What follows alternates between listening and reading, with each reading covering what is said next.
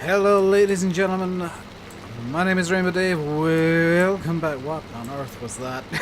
Welcome back to the Mazury map, which I think I might be pronouncing wrong, but I've really stopped caring. Today, we're going to be making some bales, and as per the challenge I've set myself on this map, it's small square bales. Because why the hell not?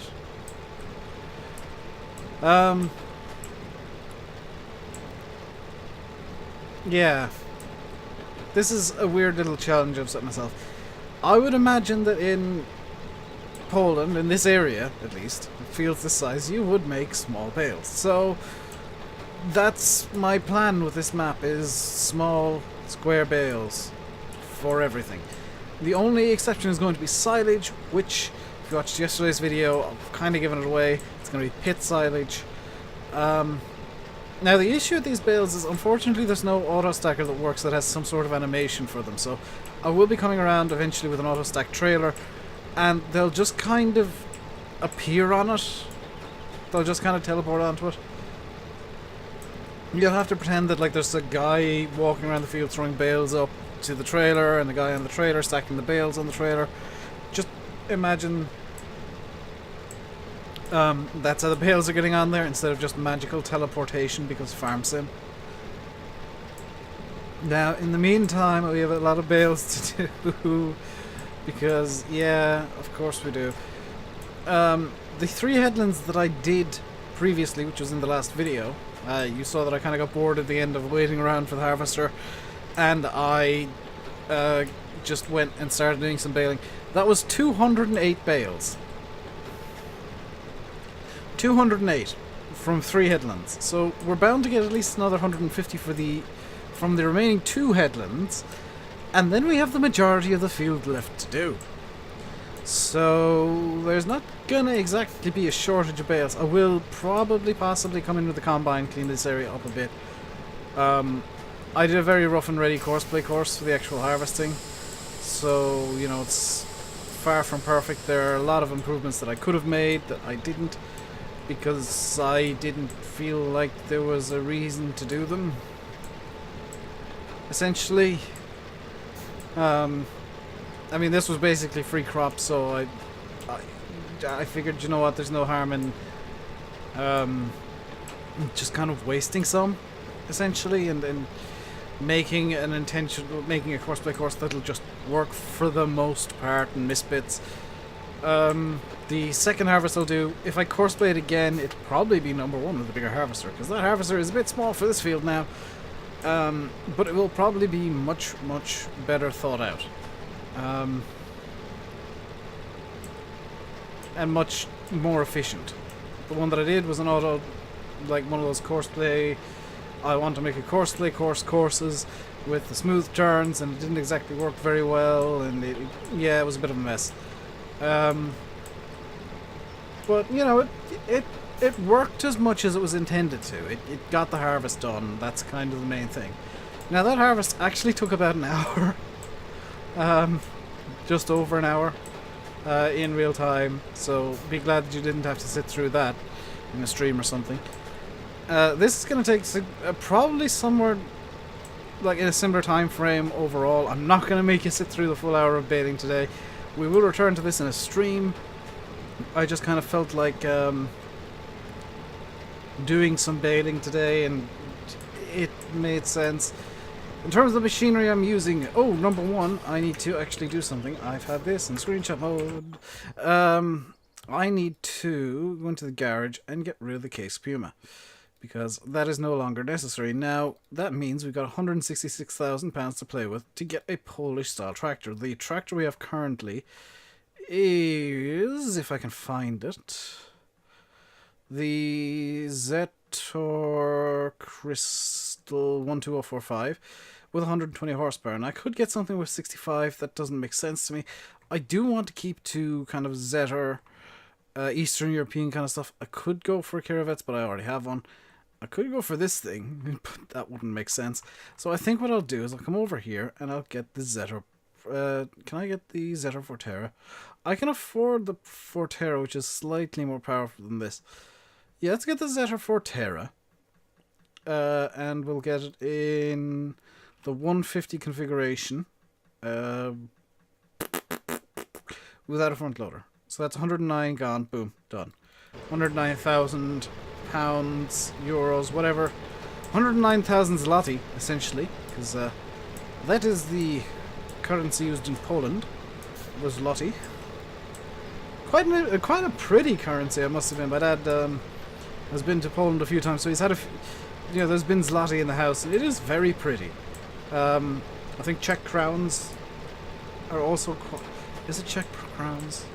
Czech krona? Or crowns? Yeah, Czech crowns are very pretty as well.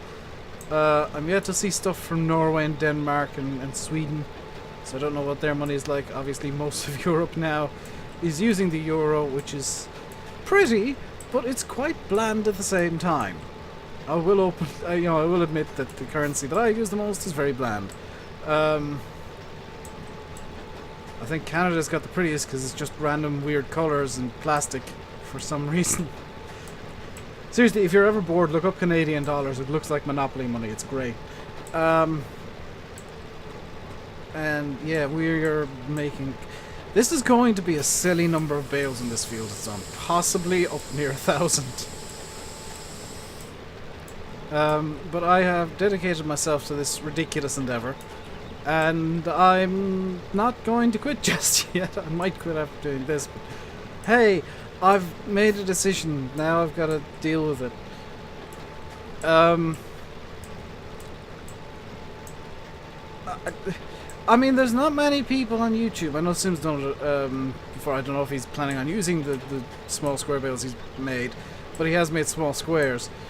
There's not many people on YouTube that do small square bales and plan to use them. Mainly because they're a pain to try and deal with. There's no machinery out there for really moving them easily. It usually ends up with an autoloader of some description just because that's the easiest option. I want to test a few things and see if they'll work, but I don't know. So expect to see some weirdness in streams and videos of this map. Especially once I've got the... By the way, I will be bringing probably 2 trailer loads of these over to the main yard over the other side of the road. And I'll be using these for the cows. These, I will be getting cows. I probably won't get pigs, but I'll be getting cows, and I'll be actively using these bales to feed them, and small hay bales as well. I do need to make some silage soon, and I'm actually going to have a look for an Eastern European style forage harvester, so that I can get that looking kind of funky and weird and cool as well. I'm also going to try and get a few Ursus mods for this map, because I know Ursus is actually Polish. I believe it is. And I think that'll be a nice fitting kind of thing. I don't know if you guys would agree. Leave your comments if you agree that I should do some Ursus stuff on this map. Or at least use some Ursus stuff. I know Ursus make a round baler. I'm not planning on making round bales just because there's no real boundaries to the fields, and I don't want to be going into laser mode every time I do some bales to try and find the 3 that have somehow managed to escape me. I'd much prefer to just use square bales, granted small squares, but it's better for my brain box to not have to chase bales halfway across the map. And my sanity. He says, making thousands of small bales that he's going to have to somehow pick up. I say somehow. I'm going to use an autoloader, because I am lazy like that.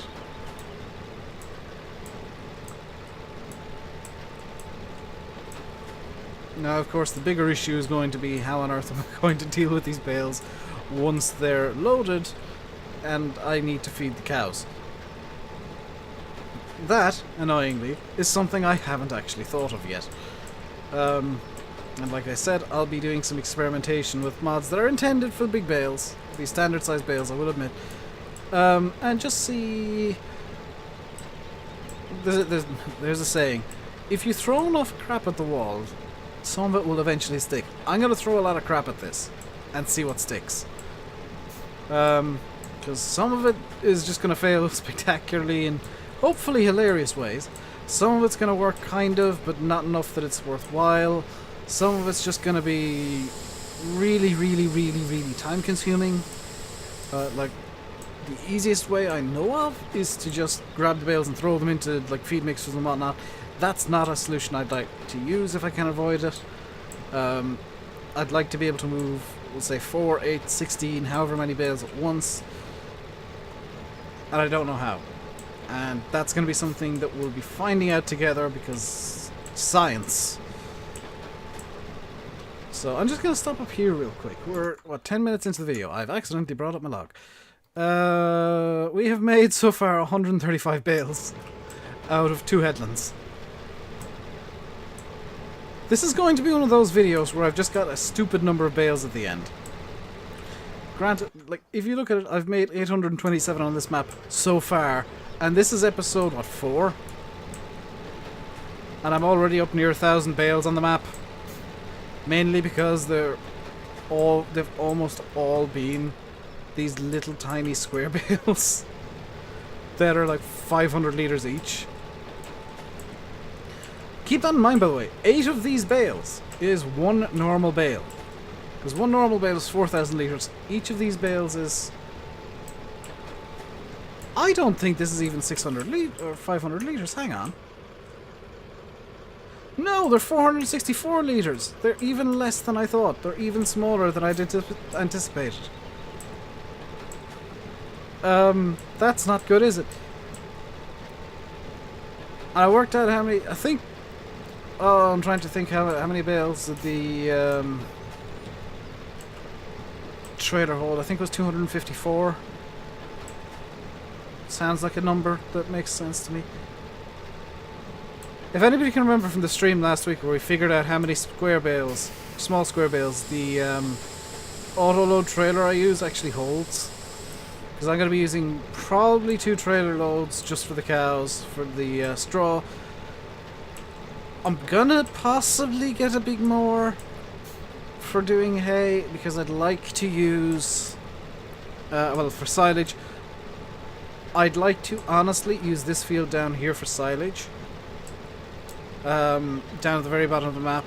The huge one, because I feel like that'll be enough silage to do me the length of the map. Like forever. And I might end up using a big M to mow it, and then coming in with like a forager or something. And like 6 tractors on course play. Just going to and from the clamp. That's one idea I have. I've probably got I can come up with others as time goes on, but odds are I'll be using a big M to do that field just because it's so huge. I might also actually go for the direct cut route, because I know of a Soviet era forager that I could use that can do direct cut. So I could do that just thinking about it. This is a silly number of bales already. Like, I can't really go anywhere without running over a bale now. Also, I appreciate that would have probably snapped the PTO and cleaned it too, but deal with it. If you're watching yesterday's video, by the way, you'll have heard that at the end I said I'm going to get a can of Pepsi afterwards. I have said can of Pepsi, and I am drinking it. Despite the fact that it's 8 minutes past midnight, I'm drinking Pepsi, because I still need to render yesterday's video for sure. Probably today's is what I'd like to get done tonight, and deal with all that kind of stuff. And then I shall be good for the evening, and for the day. And then yesterday I hopefully will have started actually getting ahead on videos, because I have said I'd like to intentionally make videos harder to make for myself. I'd like to borrow bits of the way Sim does things, because I know he does the cut-up videos, and I know that he does the cinematic videos like maybe once a week-ish. I think he's planning on doing those. But I'd like to take those two styles and merge them and see what happens. Now, granted, I am borrowing those, basically both ideas. Well, Sim took the edited videos idea from Daggerwin, so I can't say I'm borrowing it from Sim. The cinematic stuff, yes, I am borrowing it from Sim. I think it's a great idea, but I want to see if I can integrate it into normal videos and see what happens. So this is going to be, hopefully if I can get ahead enough, you will see me experimenting with weird things. And videos suddenly becoming quite weird. Because if I can do cinematic random stuff in the middle of the video, I could do some very fun things with it. And for those of you that I know there's going to be a few of you that are going to rejoice at this. For those of you that like the role play that I did on Ventonman before, I will be going back to roleplay eventually. That's not gone away, that's not something I'll give up on. Odds are, I'm going to return to Ventonwin and bring everybody home. Except Bubba. Bubba is going to move in. Because I kind of like the Bubba character and I didn't get a chance to flesh him out enough. Bubba's got some interesting stories, let me tell you. But I think I'm going to bring everybody back to Ventonman and possibly introduce some new characters. We can claim that I found Sergey here or something. I'll figure out a way to write Sergey back into the story. Somehow not have him get killed again. By the way, the original intention in FS15 was that that everybody on Ventonman was dead. Like, I'm not kidding you. The original, like, the ending that I had in FS15 with the Russian mafia and everything. And then, like, going to, I think it was Cobra I did some roleplay on 17. Like, after that. And I mentioned the Ventonman was now a car park. Or I think it might have been calling Cobra car park. The ending to the Ventonman series in FS15 was essentially that everyone got killed by the Russian mafia. Because that took some very dark turns very quickly when I was trying to come up with storylines. And I was improvising everything, so... yeah. I have a really screwed up mind, as it turns out. And much like my sister, a lot of my stories end up with death. I mean, just think about the characters for a second and what they do. Sergey's an alcoholic. For those of you that hadn't got onto that joke yet, Sergey's an alcoholic. Quentin's got a gambling addiction that is being left unchecked for some reason. And everybody's aware of it, but nobody does anything about it. Sergey and Quentin just enable each other, quite frankly. Like, they get together and things go wrong very quickly. And Sergey's trying to make Quentin into an alcoholic too. I mean, my characters are all sorts of messed up. Bubba, by the way, is just an idiot. Like, there's nothing particularly wrong with him, he's just an idiot. Or at least there's nothing wrong with him as far as I can tell so far. I haven't... Like I said, I haven't really had a chance to flesh out Bubba. I'm sure he'll develop something wrong with him over time. Knowing my mind, he'll probably have a food addiction. Because for some reason, I've got a fascination with my characters having addictions of some sort. And I'm not entirely sure why. Also, I've just realised that the way that I'm bailing here, because I'm going up and down the lines like this, is creating two really nicely, just neat piles of bales beside each other. That's actually quite pretty.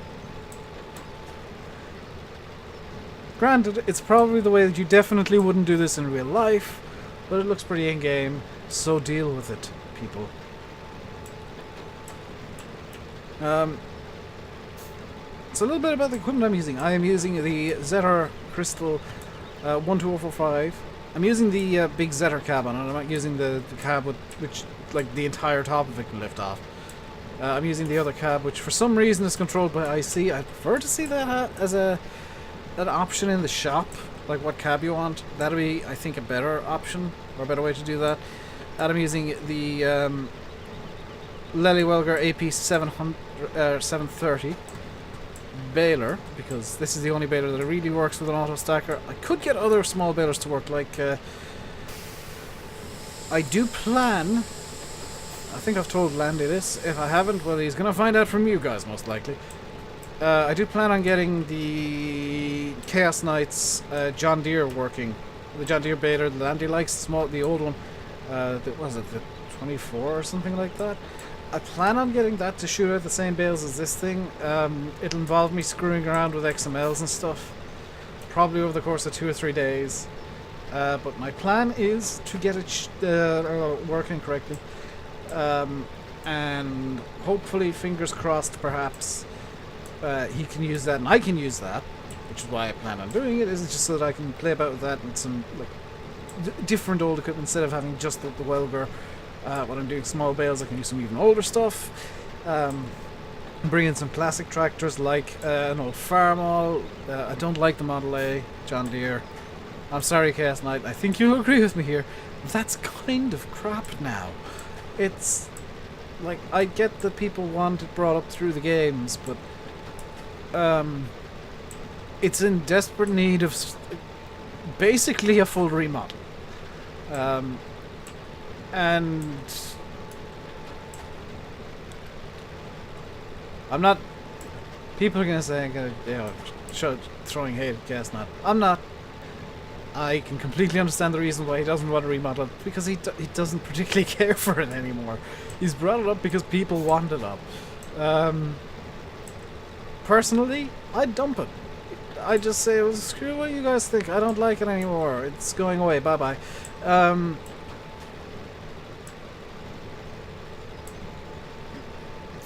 That would be my own take on it, but I'm evil, and, you know, if I don't like doing something, I'll probably stop doing it very quickly. Which is why I occasionally just take sanity weeks. Or sanity breaks for a day or two. What else would I potentially use? I could use one of the wonky old Zetters. The ones with bits that are just kind of welded on, held on with duct tape. That'd be kind of fun. Speaking of duct tape, I have a friend who is a DJ. I don't talk about this much. I have a friend who's a DJ, and every so often he'll like share pictures and stuff of when he's at work. And he legitimately, I kid you not, he's shown me pictures of like the DJ stand at the club he works at. He doesn't live near me, by the way, so you know I've not been to the club while he's working or whatever. But he showed me pictures of the DJ stand, and it's legit. Literally everything's just stuck down with duct tape for reasons of the subwoofers are right in front of him, and he doesn't want things deciding to run away. Because the stuff the DJs use tends to be a MacBook, which costs like $2,000. Yeah, but it is tax deductible because it's for business. Like an external hard drive for all the music, because again, DJ has to have like 1 million songs, and you know, USB converters and power hubs and all that kind of stuff, and it tends to be quite a lot of stuff hidden away in the DJ booth, and it's all stuck down with duct tape in almost every club, I would be willing to guess. And it's just kind of hilarious that DJs and farmers have a lot in common, because, well, actually everybody does. You know, I'm a scientist. What'll I go to first when I need something stuck down? Do I have any tape or glue? I won't go to like a logical solution like nails. No, super glue. Do I have super glue? Yes. I've got a fan. Actually, real world example. I've got a fan on my computer that has a wonky bearing. For some reason, the bearing keeps, you know, dropping the oil out of it, or rubbing or something. And my solution to it is, and I have it sat beside me here in like a weird little vial. My solution is, I kid you not, sewing machine oil. A few drops of that will fix a noisy fan. Granted, you got to open up the bearing a bit and, you know, void warranties and whatnot, but it will keep a fan running a lot longer than it would have if you didn't oil the bearing. So there are solutions to many things that are not particularly advised. Like, another good example is my Brody knob. Those of you that don't know, simulates Brody knob that's squeaky and noisy and, you know, squeaks a lot. I've got the exact same one as him. Bought it around the same time. Whenever you've heard me using it over the past year or so, I haven't used it a lot recently because I've mainly been on the keyboard, but when I go back to doing role plays, I will be using it again. Whenever you hear me using that, it's almost silent. You hear the occasional clack as it moves around, but it's nearly silent. And how I got it to be nearly silent, because I had the exact same squeaky issue as him. How I got it to be silent was I intentionally put some oil in knowing that it would melt the plastic. I knew that the plastic that in those is a polymer that reacts with oil and kind of is oil soluble. So I intentionally put oil in, knowing what it would do. And I figured, you know what, it only cost me like €7. If I ruin it, I can buy another one tomorrow and have it arrive in a month's time. You know, it's not a big deal for me. So I threw oil in, so figured out, you know, if it breaks, it breaks. No, it fixed it entirely.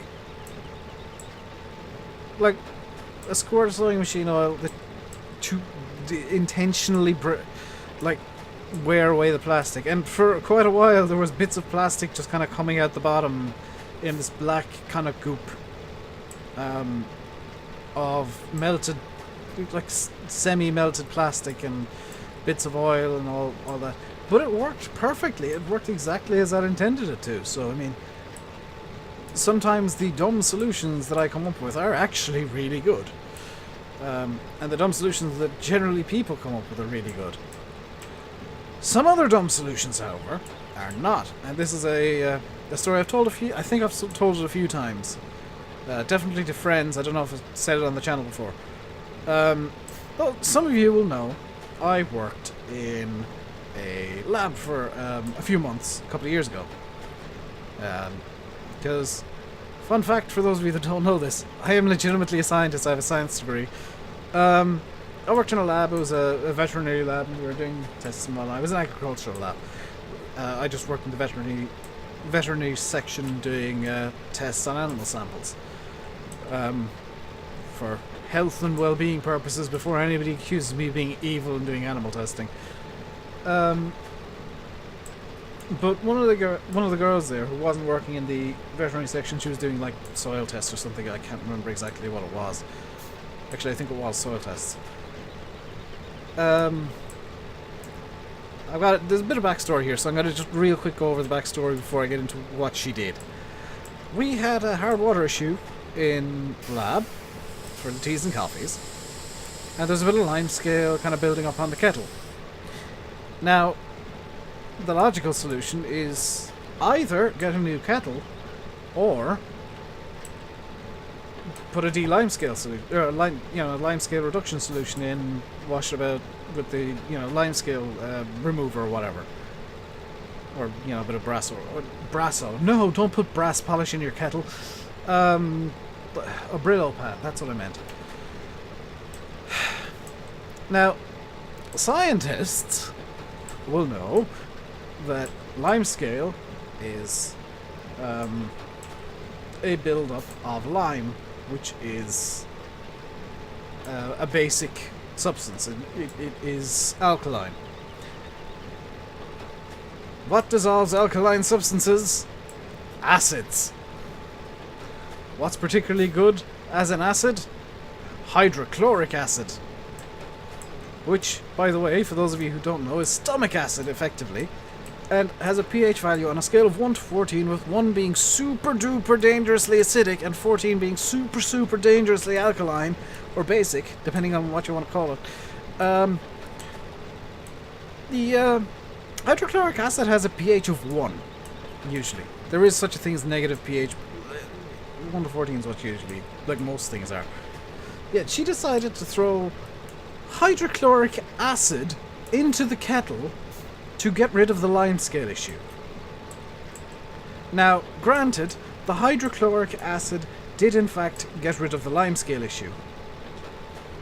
However, for the better part of a day afterwards, when we were completely clueless about the hydrochloric acid kettle cleaning, we were all finding these little white things floating in our teas and coffees and thinking, oh, hard water is very bad today, isn't it? Very bad hard water. And all of a sudden with the little white floaties. Turns out that was plastic. From the kettle. Unbeknownst to us, she had washed out the kettle with hydrochloric acid and melted part of it. And because the plastic used in kettles is heat resistant, it tends not to just melt, it kind of flakes. What we were getting in our teas and coffees was plastic flakes, and potentially some hydrochloric acid that was causing the plastic flakes. Needless to say, the next day we had a new kettle. And we're under strict instructions, based on kind of common agreement, that to get rid of the limescale issue and to prevent a reoccurrence of the hydrochloric acid kettle cleaner, we would just use the water from the water cooler that was directly outside the staff room. But long story short, farmers tend to weld things. Most people tend to use either duct tape to stick things down, you know, if something's moving and it shouldn't be, duct tape. If something's not moving and it should be, WD-40. In science, if you've got a limescale problem, apparently the solution is an incredibly strong acid.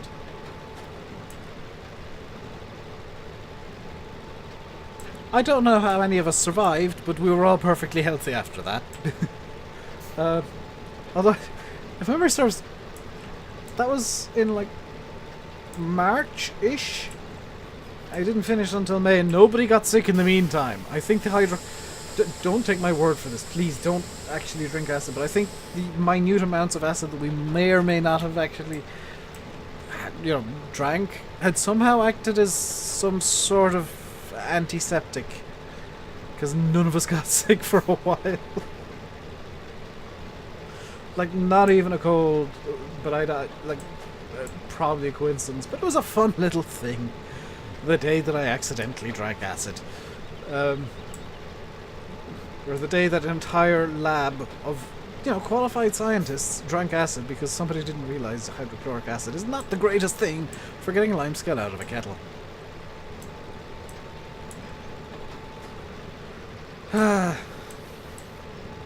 Just think, some people think, oh, you're a scientist, that's got to be very boring.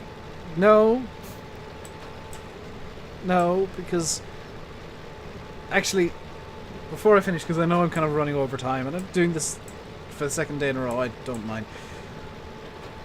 The most fun story from that lab, the most fun thing I did personally, was we got in our testing kits, because we had testing kits because they're cheap.